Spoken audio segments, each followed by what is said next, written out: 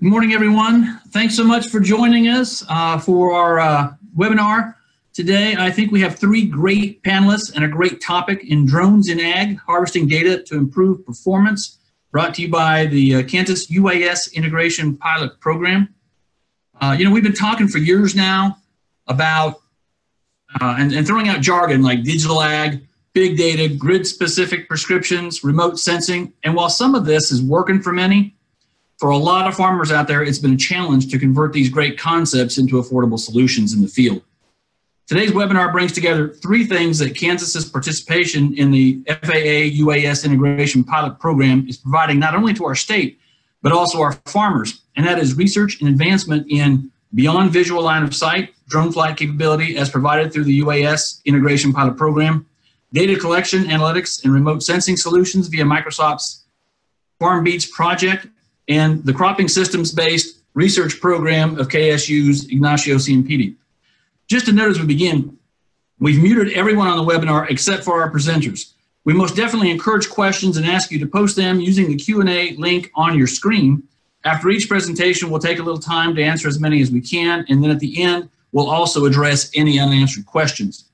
And now here to provide an overview of the Kansas UAS Integration Pilot Program, which has identified precision agriculture as one of their top two program priorities, is Bob Brock.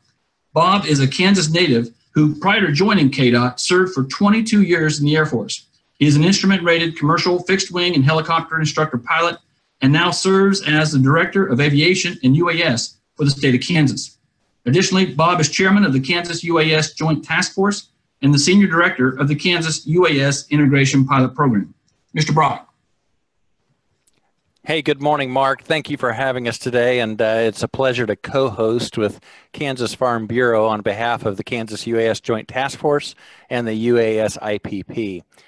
It's a very big day for us to reach out to precision agriculture and our stakeholders across the state and around the country, because when we began the Kansas UAS Joint Task Force just 3 years ago, one of our primary objectives was to partner in a meaningful way with the important pieces of the industry and the equities of our state agencies and try to leverage the technology across the entire country to bring benefit to agriculture in a meaningful and powerful way. So we're thrilled to have this partnership. We're thrilled to have Kansas Farm Bureau.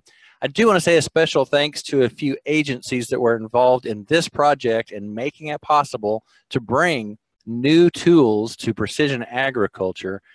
At the end of the day, if we do only two things, we will be well ahead. And if that is to increase yield from our crops and from our agriculture partners to include cattle and livestock across the state, and also to reduce input costs, are a critical piece of the reason we're involved at all as a state of Kansas. Agriculture and aviation are our two most primary products that we deliver here in the state of Kansas. So it's very critical to us that these get integrated properly.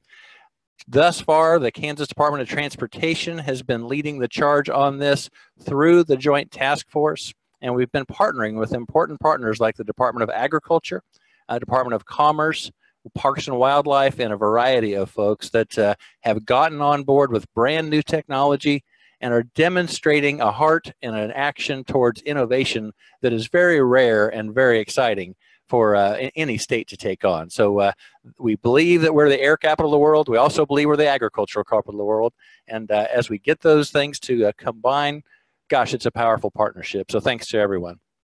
I also want to mention the FAA. Joe Miniacci is our regional director for the central region of the FAA, and his proponency on this central part of the country is a very important piece to us to be able to have liaison with the headquarters in FAA and the people that are going to drive policymaking in the future and will directly derive from our activities today. Dennis King is our program manager that represents our IPP to the FAA headquarters in Washington, D.C. I want to put a special thanks out to him for the efforts that he puts in to bring all this together in a meaningful way as we work with the points of contact across the FAA. So those are all important partnerships, and we would not be here without those people being engaged in an active way to make this a positive result. So with that, let me jump into a few things that I will go through 7 slides very quickly. If you have questions, there will be a question period at the end that we welcome those questions. Our primary goal and primary objective for any activity with the Kansas UAS Joint Task Force is cooperation and collaboration. We will never do anything that's not fully transparent and that's not fully open to the scrutiny of the public and our citizens and the people that are our partners. So let's take a look at a few things. Our primary outline for the UAS Integration Pilot Program includes the ability to evaluate advanced UAS operations, and advanced operations basically means, in short, the operations that are not authorized to the general public without a waiver or a different kind of authorization that we're allowed as an integration. We'll refer to the UAS Integration Pilot Program as IPP for the rest of this presentation. But during this IPP, we will have opportunity to do things that very few other people in the country are allowed to do. And because of that, we will advance the industry and it will advance the equities of both Kansas and our mission partners. So we're thrilled to have Zerina and Ignacio on board. They'll be talking to us shortly. And those are an important and powerful partnership that we're really excited about. So good things. We'll be developing new UAS concepts of operation, how to employ them while protecting both safety. It can't be overstated, our priority on privacy and on safety. Absolutely none of this can move forward in a meaningful way without protecting both. So I want everyone to know that up front. Secondarily, pardon me, we will be working on new regulations and federal guidelines to inform the rulemaking process in Washington, D.C. So while we will not necessarily be writing those rules, we will certainly have a voice in contributing opinions and hard data to inform those future decisions. Precision agriculture, core to Kansas. Obviously, agriculture takes it on a number of flavors and shapes in the state of Kansas, but inside our activity, we are going to promote FAA cooperation towards accomplishing our strategic objectives we talked about earlier of either making or saving money for our agricultural stakeholders. We're going to establish direct development of the industry in this. Both our state agencies, our universities, and our industry partners across the country are coming together to field brand new capabilities we believe will be absolutely earth-shaking and will shape the future of this industry. Key highlights in this program include standard operating procedures, having appropriate waivers coordinated so that people are able to do the operations very deliberately and upfront with no pretense of anything other than very clear operational guidelines that are risk mitigated to the maximum extent to protect our citizenry. I think it's very critical in the state of Kansas that we quite deliberately protect the airspace that we depend on so heavily. This is a picture of the team. What is unusual about this picture that's very exciting and everyone should take encouragement are the number of organizations represented in this picture. We have FAA headquarters in this picture, the state of Kansas, several different agencies. We have a university engaged out doing, and we also have industry partners engaged.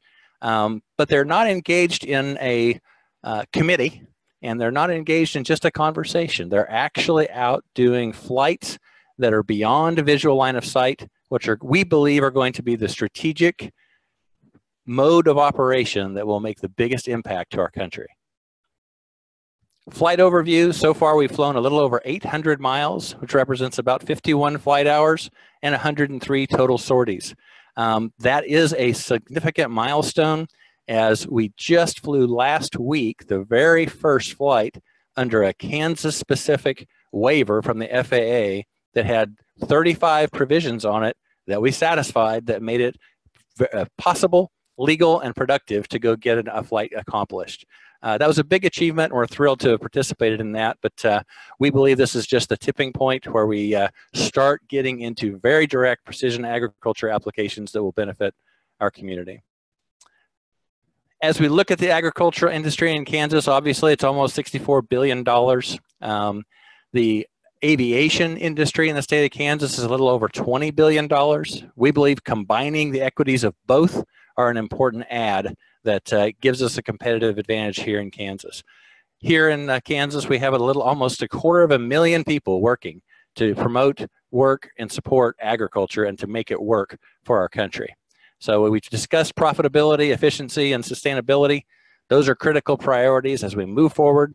And my promise to you as the director of this activity with the Integration Pilot Program and as your director of aviation and unmanned systems here in Kansas, 100% transparency will pervade everything that we do. And more importantly, we want you to be a part and we want to come join us and give us your concerns. There are websites available to give us feedback on any of your concerns or the way forward that you think might be appropriate. We want all hands on deck and we want you to be available to participate with our team. It's a neat team doing great things, and we're proud to partner with all of our stakeholders with the FAA to forward this new capability for our country. So Mark, thank you for emceeing today, and I'll give it back to you. Bob, thanks so much, and thanks for your leadership on this project.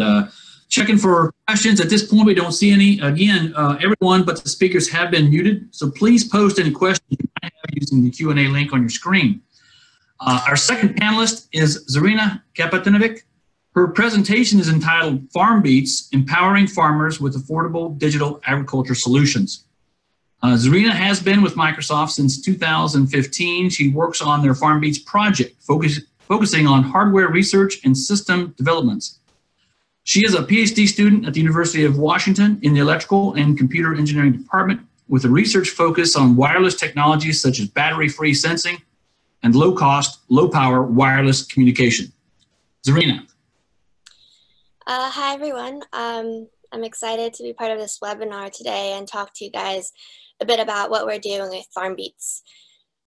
So as mentioned, FarmBeats was a project that was started at Microsoft in 2015, and the whole goal is on how we can empower farmers with affordable digital agriculture solutions.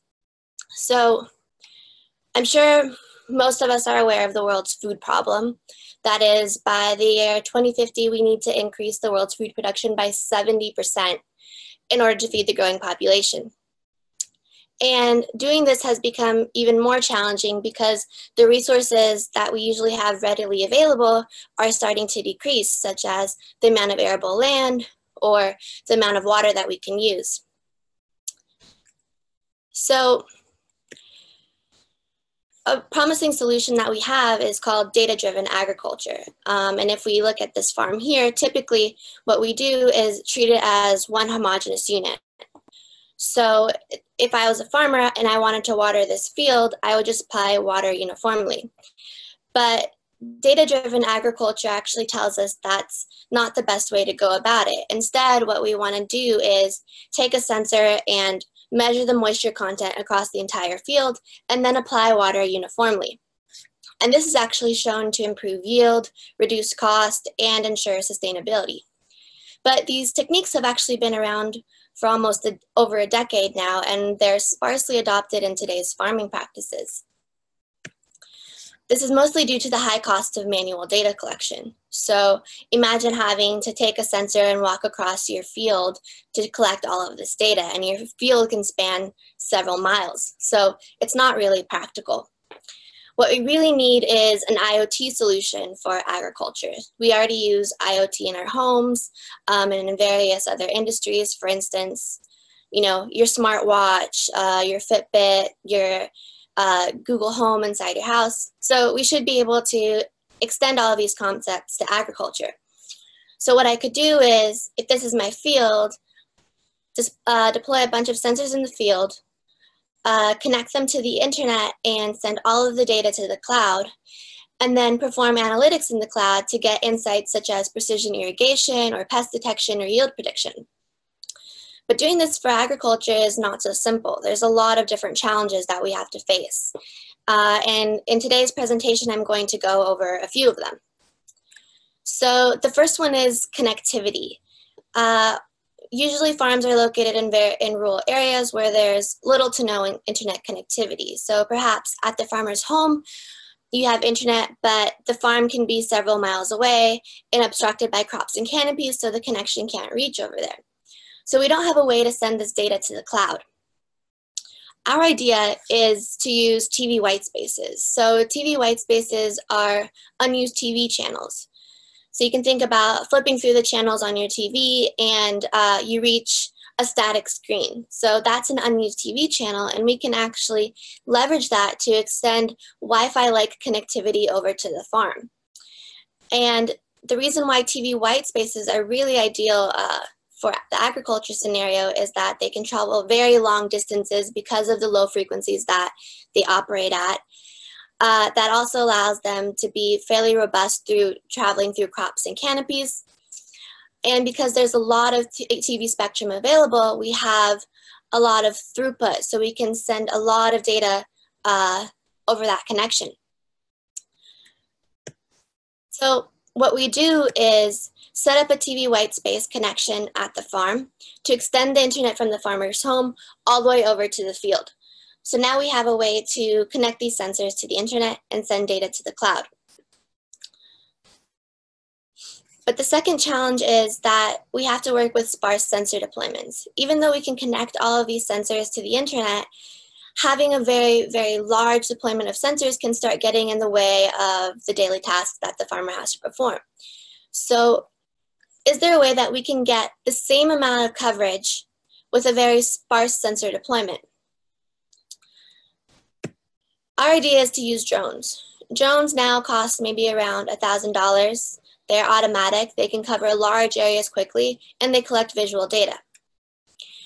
So can we combine this visual data from the drones with the sensor data from the farm to get accurate predictions for the entire field? What we do is we take this drone, for instance, we fly it over the entire field to collect images, and then we take those images and stitch a panoramic overview. You can combine the panoramic overview with the data you collected using machine learning and machine vision algorithms to create precision maps of soil moisture or soil pH or temperature. So what we've done is use drones to expand the sparse sensor data we've collected to create accurate summaries of the farm. So one challenge with drones is that they have limited battery life. Typically, it can maybe last for 20 minutes, and then you have to recharge. One thing we've done with FarmBeats is actually created a new algorithm for the flight planning of the drone flight to improve the coverage time. And comparing our algorithm to an off-the-shelf algorithm like Pix4D, we're able to increase the coverage time by 43%. And you can see how the flight plan changes comparing Pix4D to FarmBeats. So basically there's less turning points when the drone has to turn and move a different direction, which allows it to save in battery life because that action consumes a lot of power. But even though we were able to improve battery life, using drones in other areas like developing countries, it's still maybe not feasible. It could be too expensive. You could have regulatory concerns. So we've come up with sort of a low-tech solution that we call the tethered eye, or TIE for short. What we do is we take a fairly large helium balloon and we fill it with helium. And then you can connect a camera to that, for instance, a GoPro or even a smartphone. And then you take that and you move across the entire field with the balloon to collect those same images that a drone would. And then you get similar panoramic overviews of the entire field. So they're not going to be as perfect as what a drone would get you, but you still get that exact same coverage. And you can use that to generate these precision maps that I showed previously. And what we've shown with these balloons is that with one filling of helium, it can actually last for several days. So you can do imagery collection for several days without having to replace the balloon. And then we've also come up with, instead of using latex balloons, we've developed a balloon that's more robust and can be reused several times. So earlier I mentioned that we use TV white spaces to solve the connectivity challenge, but there's still one problem, that even though that there's connectivity at the farmer's home, that's still a weak connection and it can be prone to outages. So what do we do if there's a week-long power outage? We still need to be able to provide those same insights to the farmer, even though the system is online. To deal with this problem, we've come up with a solution that we call the FarmBeats Gateway. So this is sort of a block diagram of what that looks like. We have several sensor inputs like the ground sensors, the drone imagery or the balloon imagery, and all of that data gets sent to a hub, or what we call the edge. So this could be a PC sitting at the farmer's home. And here is where we do all of the panorama generation and the precision maps. The reason we do that is because if we're collecting a lot of images, that's a lot of data that you have to send up to the cloud. So if you do local processing, you can just send these small summaries to the cloud rather than sending several megabytes. So instead of megabytes, we're sending a few kilobytes of data, which saves a lot in throughput if you have a weak connection. However, if the connection improves, then you can start sending more data and even do cross-farm analytics and more in-depth reviews of the data in the cloud. So because we do all of this panorama generation and precision maps locally, what we can do is then provide all of these insights like precision irrigation, precision pH, or yield prediction, even when the system is offline, because it's done locally.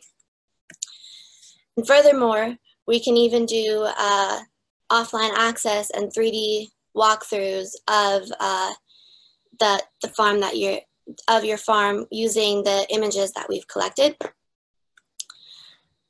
So lastly, what I want to start going through is covering all of the deployments we've done so far and showing you guys some examples of that and some of the insights we've been providing for farmers so far. So we've had several FarmBeats deployments across the US, in Africa, China, and India, and they're all at a few different stages, and you can sort of see this on that map here. And to the right, there's a few pictures of our deployments. So the first image is a farmer actually using the balloon deployment, and this was actually in Washington State. And the picture below that is at his farm, and this is a solar-powered base station that we set up for him to power on the TV white space hub and get internet connectivity on his farm. And the bottom picture is an image of one of the sensor boxes that we use to connect sensors and collect data. And these images give you a better look at that. This is another deployment that we have, which is in Spokane, Washington. And the picture on the left is the most recent. It was snowing over there, so the sensors are completely covered and the farmer had to ski over to get to it. So the sensor data that we collect so far is wind speed and direction. We use rain gauges, we get soil moisture and temperature, ambient temperature and humidity and air pressure.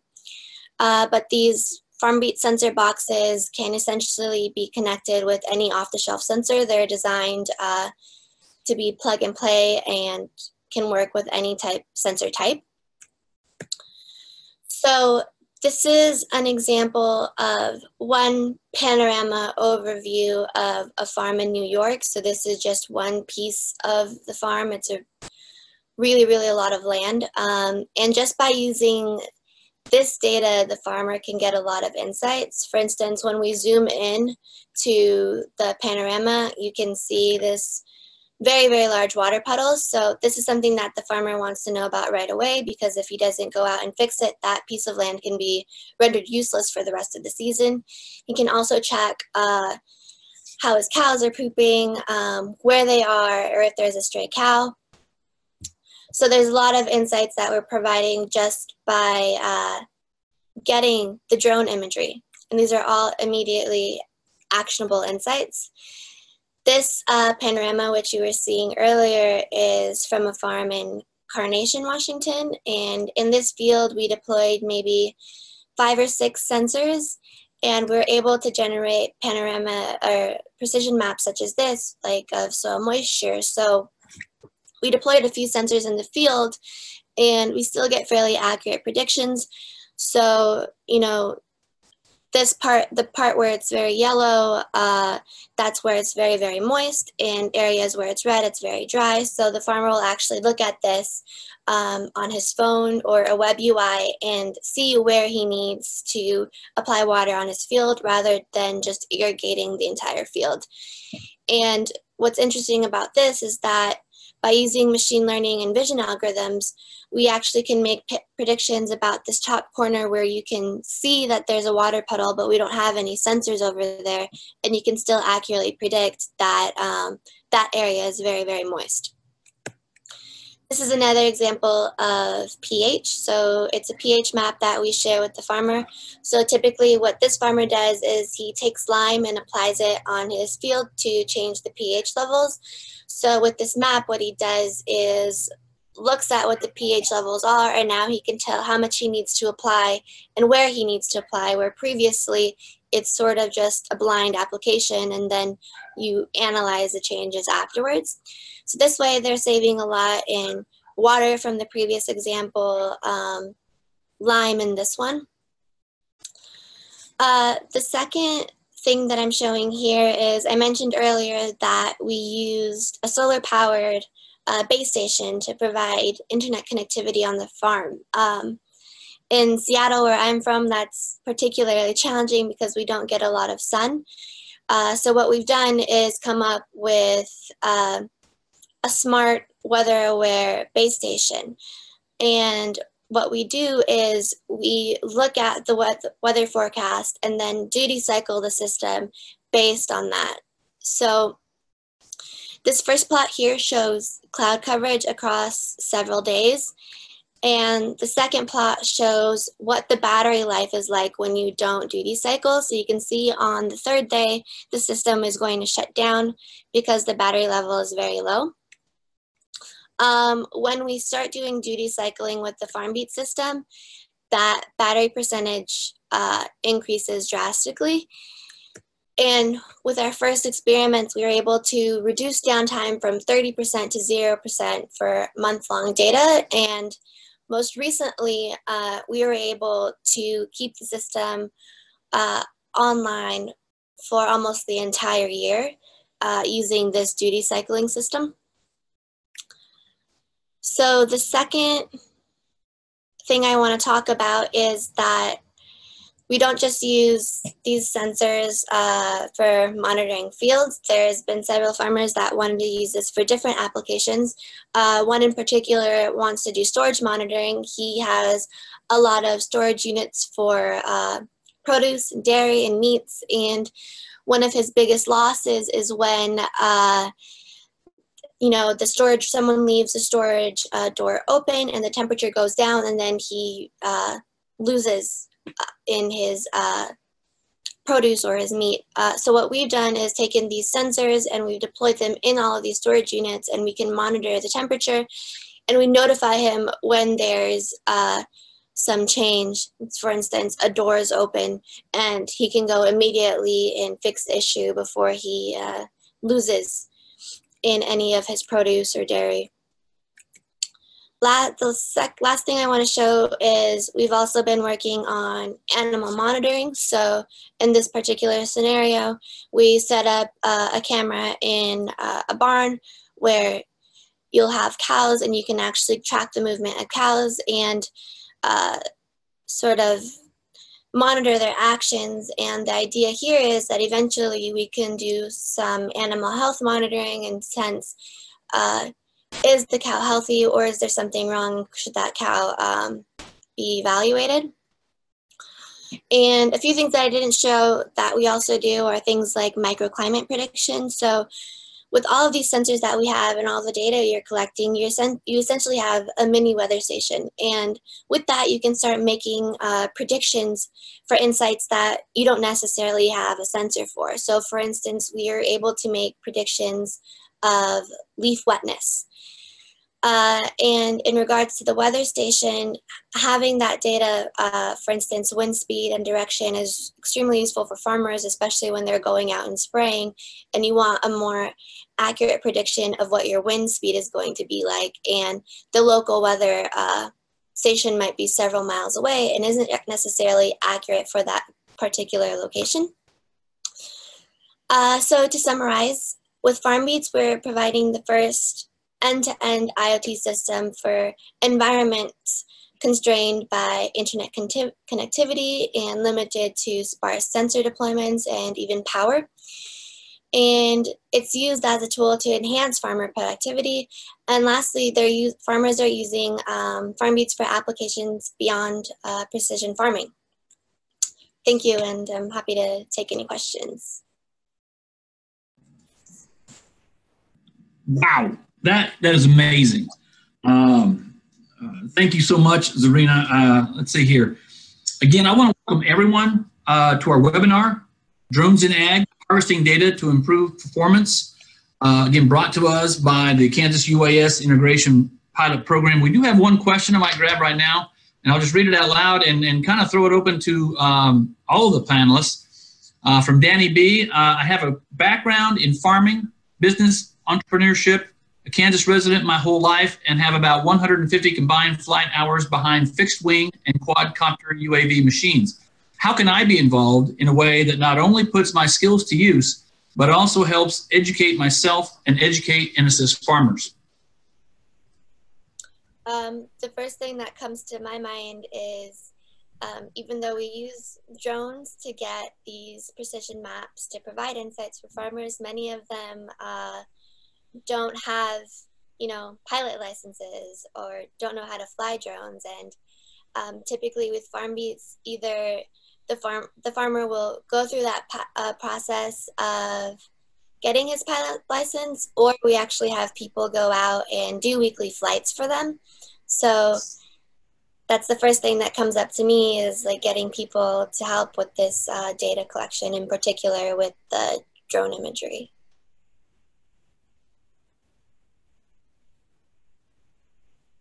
I think that's a very good answer, and I wonder if I'd like you to take a look at airkansas.org website, and that's a good place to get plugged into the IPP for Kansas, but it's also a good choice to get plugged into our partners that do things like UAS training and qualification for doing precision agriculture. This is the long-term goal for Kansas, is to be able to provide that exact precise training to do the application you're looking for. So reach out to us through that website and let us help you get plugged into the FAA and make you legal and safe and smart in your operation.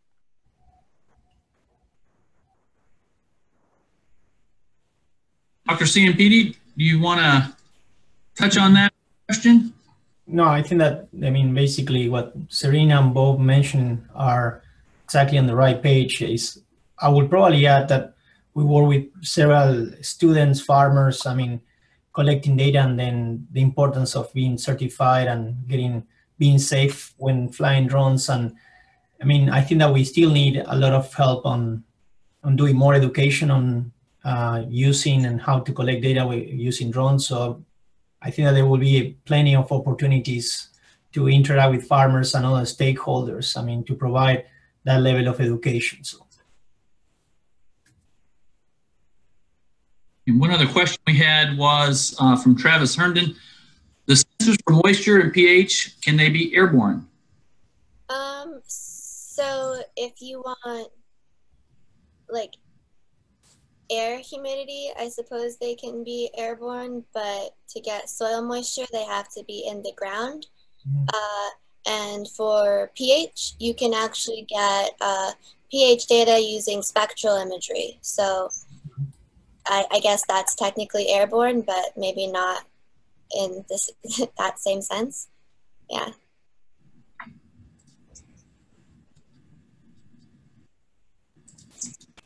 All right. Again, Zerina, thank you so much. That was a great presentation. Really appreciated the information. Our last panelist is Dr. Ignacio Ciampitti, Cropping Systems and Crop Production Specialist in the Department of Agronomy, Kent State University. Dr. Ciampitti joined KSU in 2013. His program is focused on selecting the best management practices for improving yields under diverse cropping systems. His research program is focused on closing yield gaps through best management practices, investigating interactions between crop production factors, and using modeling and remote sensing approaches. He's part of the editorial board of many journals, including Remote Sensing Journal. Okay, thanks, Mark, for the opportunity and invitation. So I think that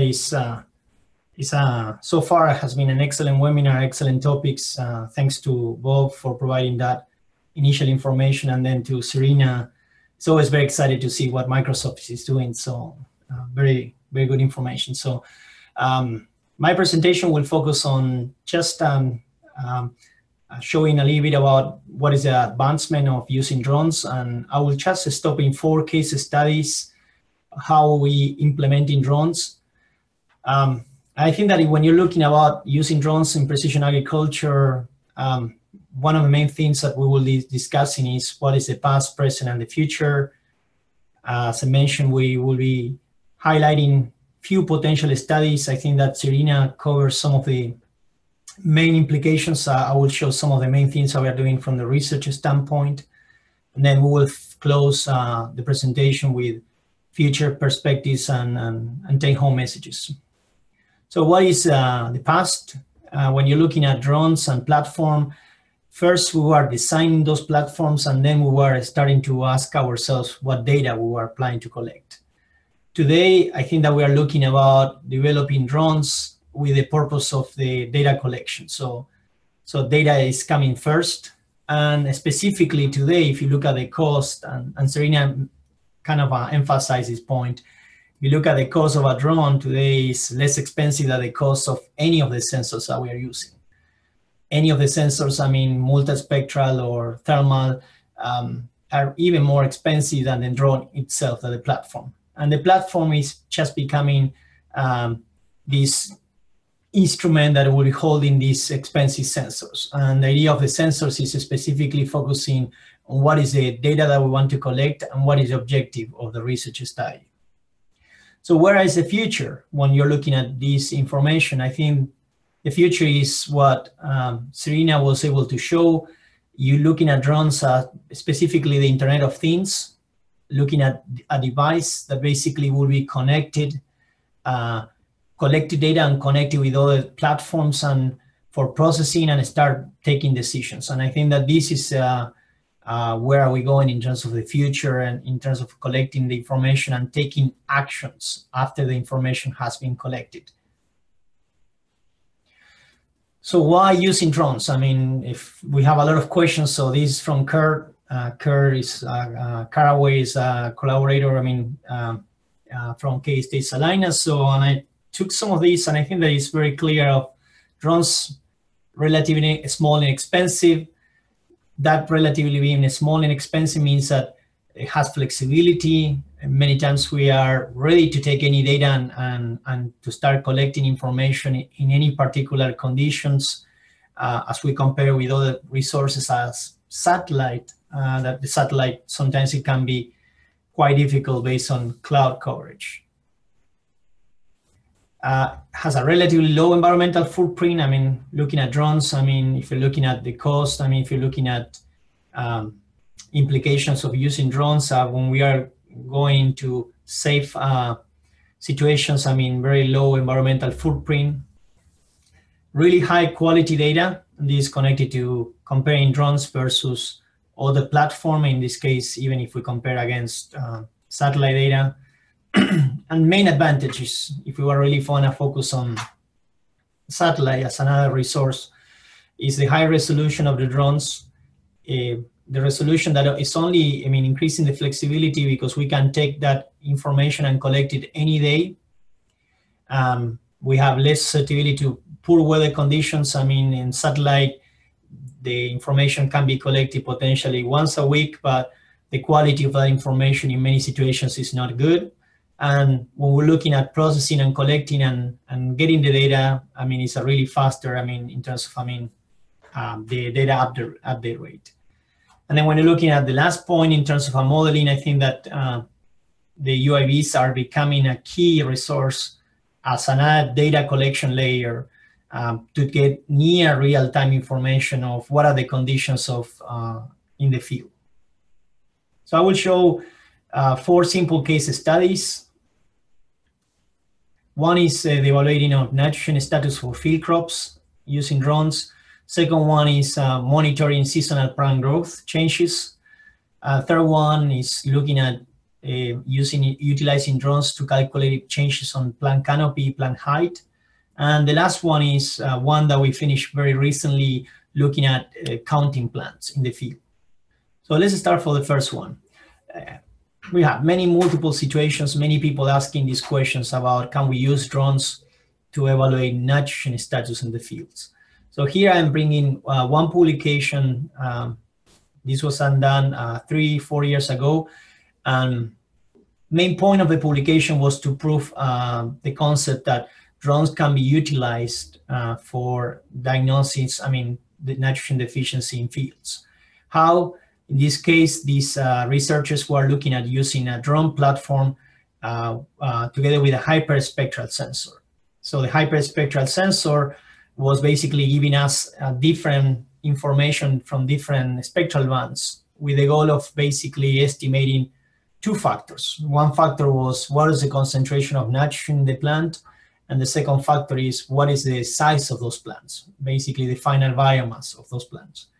With those 2 factors, the researchers were able to calculate what we call this nitrogen nutrition index, or the NNI. The NNI is an index that if it's close to 1 means that the crop is insufficiency. If it's below 1, means that the crop is under deficiency.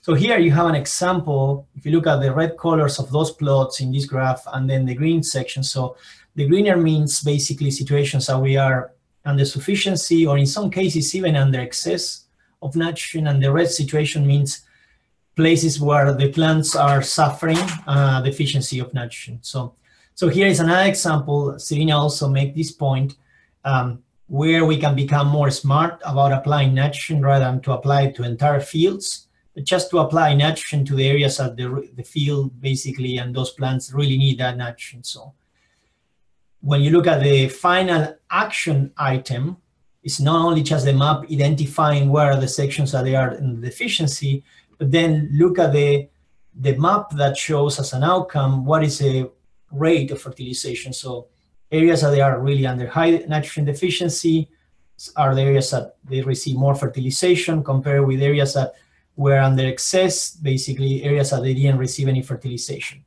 So many of these tools will be helping farmers to become more efficient in using the nutrient and to become more smart. And in many situations, to save cost on nutrient utilization.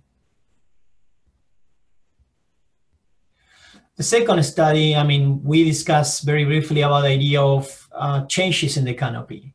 Are drones good in terms of identifying changes during the growing season? A farmer is planting corn first week of May, and how can we identify changes across the growing season? And then this was another research study looking at different indices, vegetation indices, and trying to calculate basically changes on leaf area, number of leaves, biomass, and then changes on yield. If you look at the evolution of the growing season from the time that the crop is planted and all the way till the time that the crop is reaching the maturity, what we get to see there is basically the changes on plant height. So here you have an evolution of basically using drone information collected from drone data only, changes for different treatments on the plant height. And our goal at the end of the day is to develop this type of data that can provide some information about uniformity of the crop. You look at some areas where there is a greener situation, so those greener situations on this figure implies basically crops that they have, I mean, taller heights, more biomass, and the less green situations means the crop sections, I mean, sections of the field that crop is not uniformly and then has lower plant height.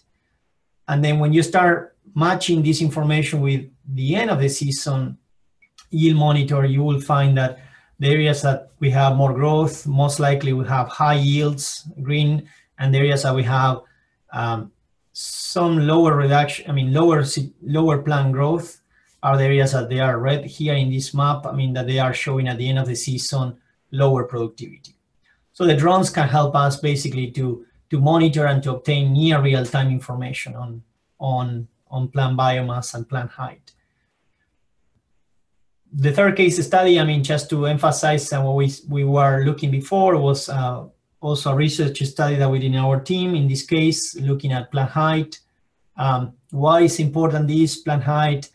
It's usually truly expensive for researchers. I mean, working on breeding or working on research, very labor intensive when you want to collect data on plant height. But in many situations, plant height is one of the main indicators of plant growth.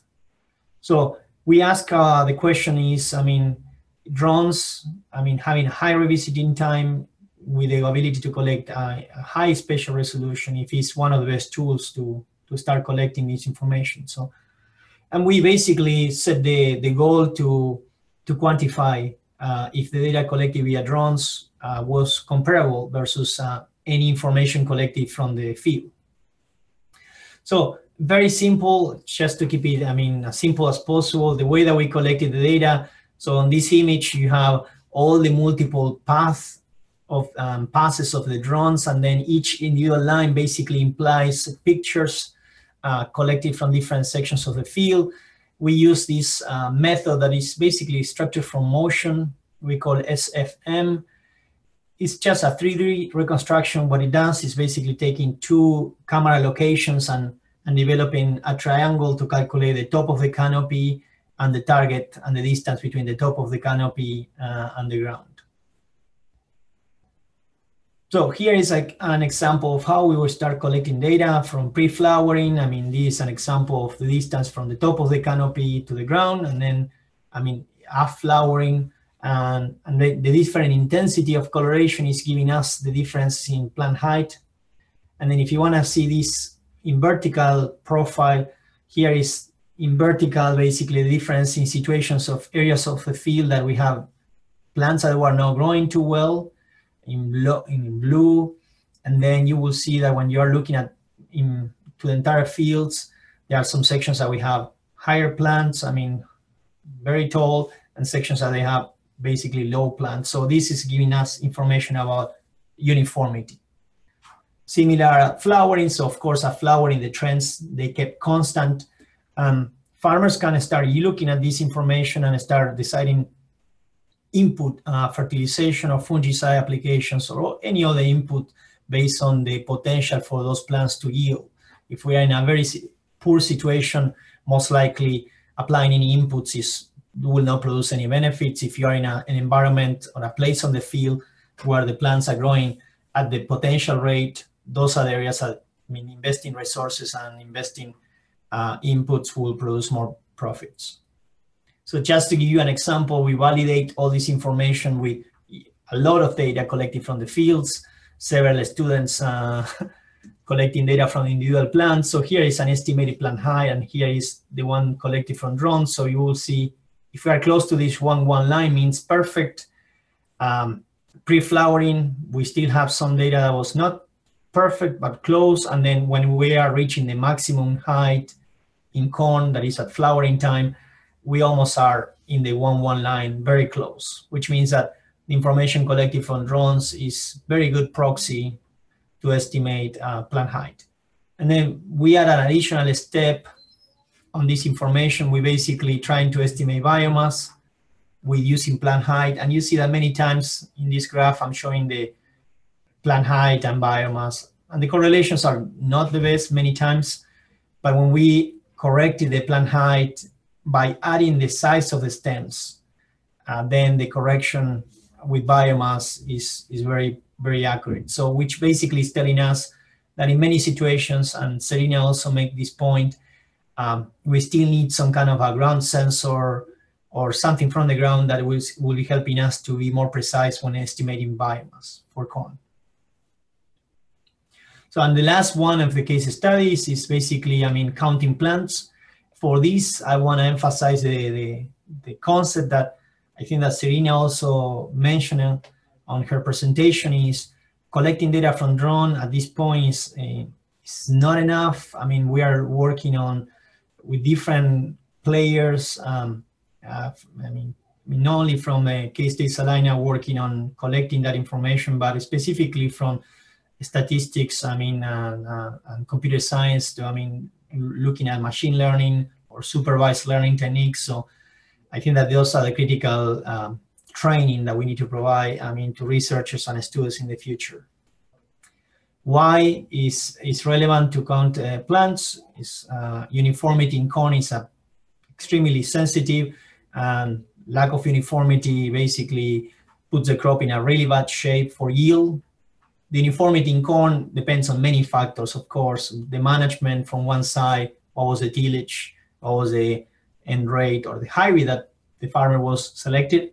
And then it also depends on the soil conditions. I mean, what is the texture, the topography, and specifically the weather, right? I mean, if you have high precipitation combined with dry periods, I mean, and extreme events, so we will have a really big problems of uniformity. So why we need the data from uniformity and why we need to count plants, I mean, using drones.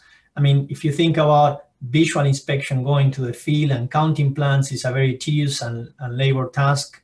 And in many situations is not precise, and we cannot even count, I mean, as many fields as we would like to count.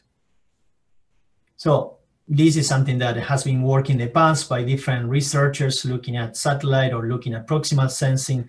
Our idea was to investigate using drones to get high revisiting time and high resolution for counting those plants. So we developed, with that objective, we developed a platform of looking at identifying rows in the field and then looking at extracting those size of the plants that they look like corn and classifying using supervised learning and then counting plants. So here is just briefly what simplified approach of what we were doing with those images collected from drones.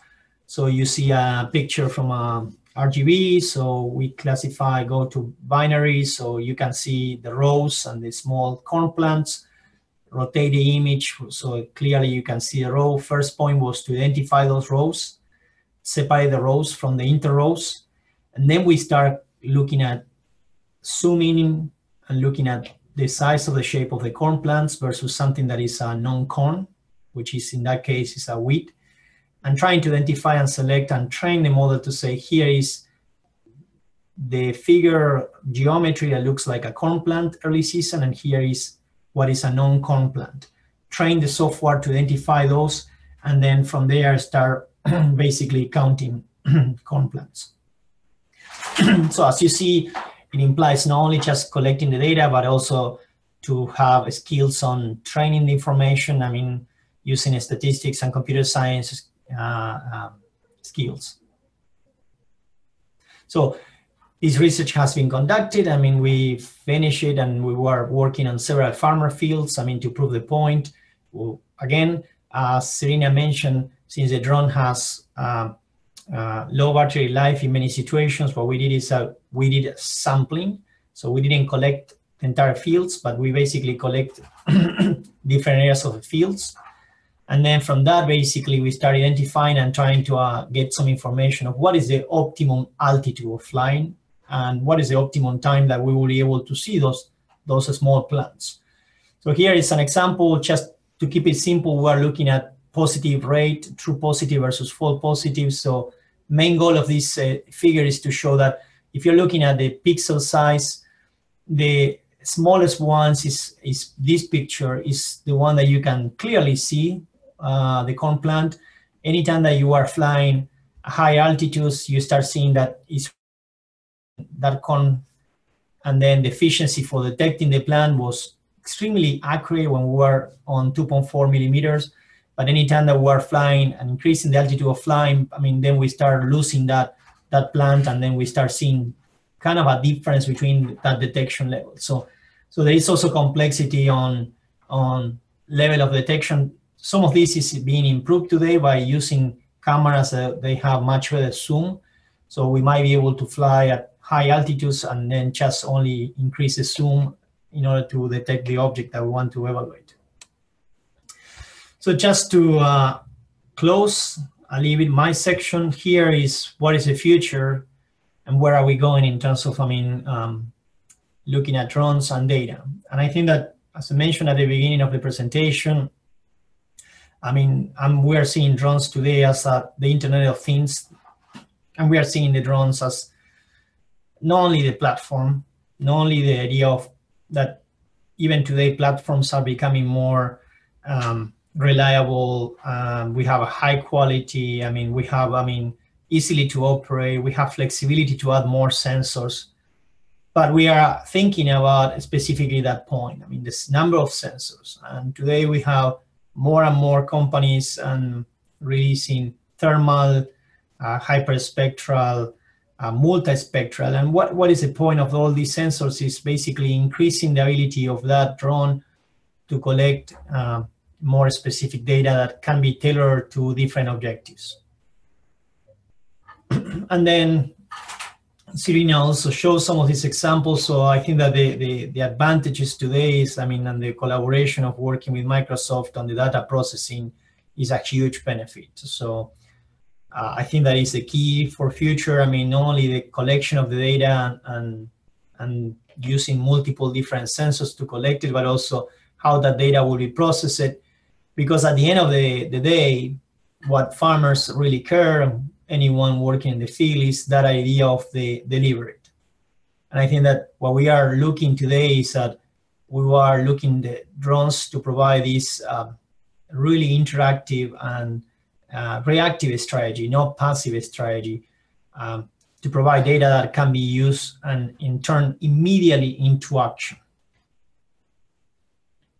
So this is how we are looking at the future on drones. Is that, as you see on this section, we set the mission. We are collecting data from, in this case, showing a cornfield, and then that data is being processed, for example, in this case, in a cloud, and then send it to the field. So the images, they're detecting an anomaly based on all the information that has been collected from different sensors, and based on that anomaly, the farmer will receive that quick information delivery and will take an action.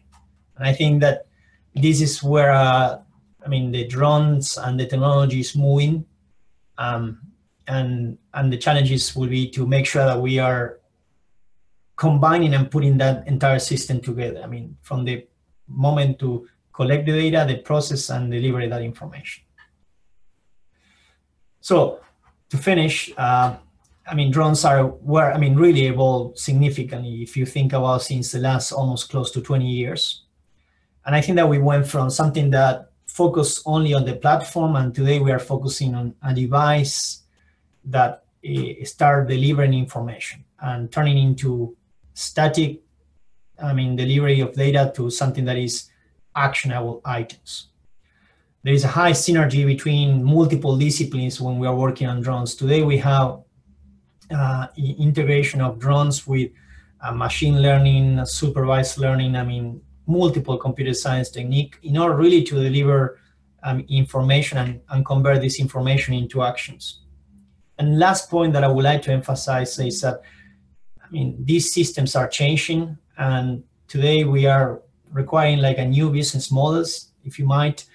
We are seeing a strong integration and interaction between people from computer science, from drone science, modeling and complex statistics and agronomy, in order to make sure that we can obtain useful information for farmers and turning data into actionable items.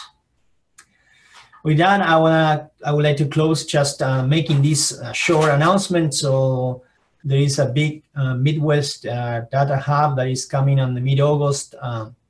It's in K-State Polytechnic, so I think that it will be an excellent opportunity for many of us that are connected to digital agriculture. And it's basically a big meeting, I mean, sponsored by the National Science Foundation project and dedicated to bring this idea of academics and commercial operators of drones and to around this topic of big data for agriculture. So if you have interest of attending, I will recommend to look at this. I think that will be an excellent opportunity. I mean, the registration opens in April 1st, and here is, more information about the link. So with that, I finish. I think the opportunity to Mark, Bob, and Zerina, I think that has been a pleasure just to interact and discuss more about this. Thank you, Dr. Ciampitti. That was fantastic. I appreciate it. Again, this is our webinar, Drones in Ag, Harvesting Data to Improve Performance. Again, three great panelists. I think I'll turn this over now to Tracy Priest to share some additional information. Tracy is the Director of Communications, Research, and Technology Transfer with Wichita State University. She also serves as the lead for the Kansas UAS IPP Community Outreach and Education Program. Tracy. Before I get started, and it'll be very, very brief, were there any questions on Ignacio's presentation?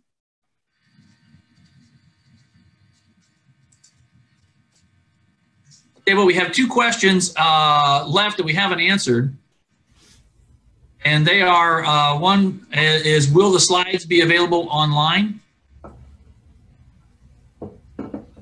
I think, Mark, if you, I don't have any issue. So, if you're okay with that, just, we can just place those into our website and share these with all the people attending to the webinar and everyone. Yes, I can share my slides as well. Absolutely. We'll make them available on the IPP website, which is ippkansas.org.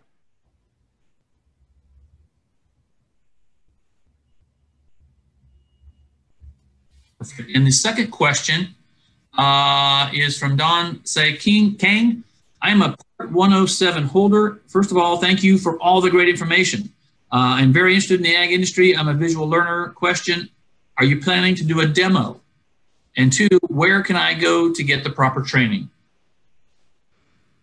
I can tell where my students usually go to get the proper training. They usually, they go to K-State Salina and they get trained and they get the Part 107 done. And I think that will be the right step. I think that connecting with those guys from K-State Salina and making sure that you get the proper training and Part 107 done, I think that those are the main steps. So if you want to go to kstate.edu and then go to Polytechnic, and it's our campus in Salina, and then you will find multiple resources.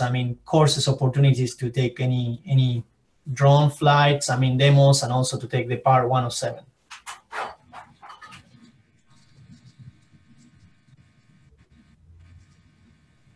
I don't disagree with that. I think that's a very good vector as our operators across the state get interested in working precision agriculture specifically. While we as a state can't recommend an individual provider, there are many that can get you qualified.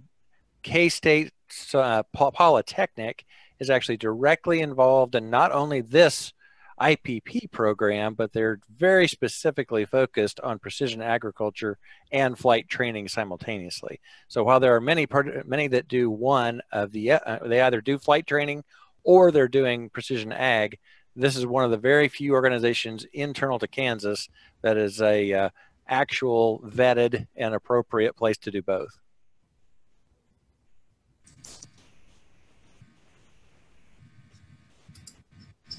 Great.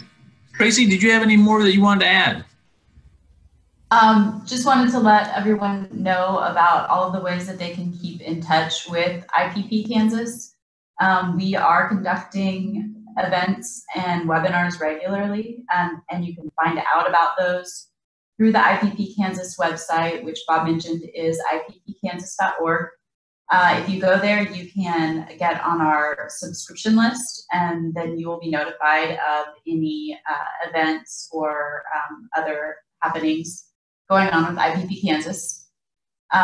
We also have social media on Facebook and LinkedIn, and we'll be posting updates there as well. And then you can address your questions either through the website or directly by email to info@ippkansas.org.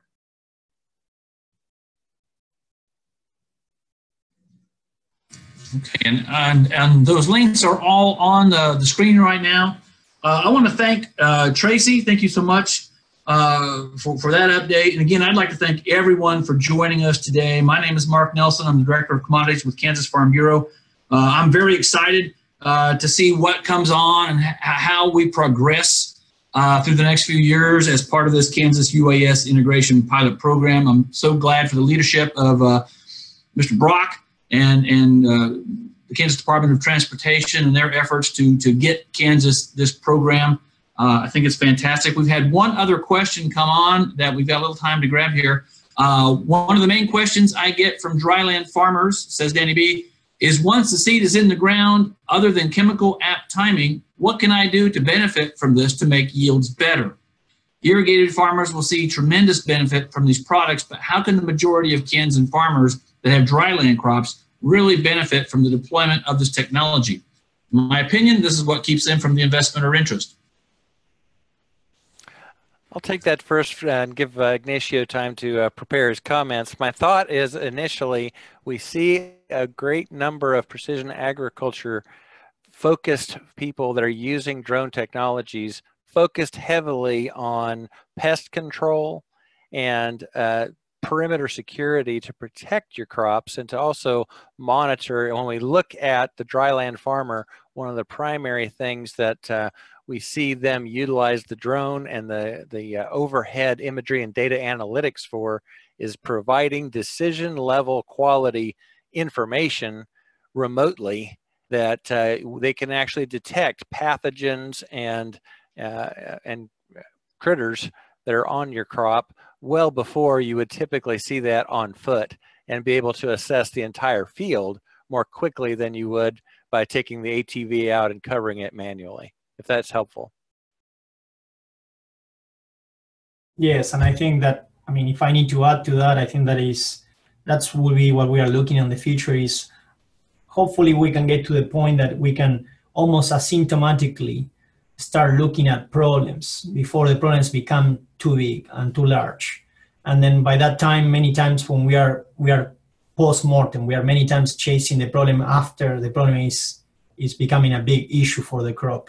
So, and that's one of the big points, and that is in dryland or irrigated. And the second one is, even if I'm in dryland, if I'm a dryland farmer, I would like to know if I really need to invest or not, even if it's on the fertilizer side of any of the inputs. And I think that in order to be smart, how we use inputs on fertilizer or herbicide or any chemicals, knowing what is the status of your crop and what are the best areas of the field versus the worst, and trying to be reactive, proactive, I think are key issues. And I think that this technology could help us to become more efficient, for sure. Yeah, this is Mark again. I guess my 2 cents on that would be, we've made such tremendous progress now as far as creating some of these technologies and advancing them. But as just like most technology goes, costs will come down, and it's these kind of programs, the Kansas UAS Integration Pilot Program, that allow for the testing and the perfection of some of these technologies. And as we do that, those costs will come down. And I think we might see that in the next 5-10 years, we'll start seeing field level solutions even for the dryland folks where, yield potential isn't as high. We've got one more question that came in. Is the data communication opportunity in the TV white space bi-directional?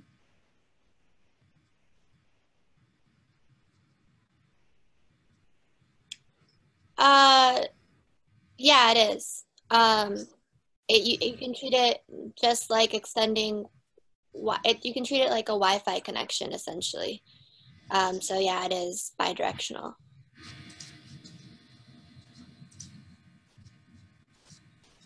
Perfect. I don't see any more questions.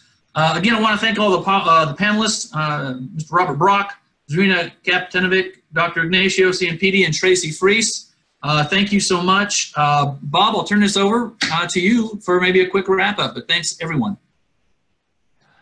Thank you again, Mark. The significance of this project is truly in the synergies that we bring together. As we watch people today, on this webcast today, we've had over 115 people participate across the entire country. And it's exciting for us to be at this apex of actual progress making. And as we invite everyone in the state and the national, the local, and the state organizations that are involved, we're making history by working together, and primarily through working together are we able to really do big, important things. So we're excited to do this, and we're very fortunate and humbled to be able to have this much resources brought to the table, and the cooperation of our national agencies to actually make a significant and real difference. We don't want to admire the problem, and we don't want to admire the technology. We really want to solve hard problems by bringing the world experts into one place, and we've done that today for just a few minutes, and we're grateful to have the participation. Reach out through both of the websites we discussed today to get more involved, and let's find opportunities that we can work together. Thank you so much again, and Mark, back to you. Thank you for covering this for us today, and thank you to all of our directors for participating in such an energetic way. Great. Again, thanks for everyone. We see no more questions up, so this will bring it to a close. Again, hopefully we'll have more of these kind of things and educational opportunities. But again, thanks to Bob and all of our panelists. Thanks so much. I think we're done.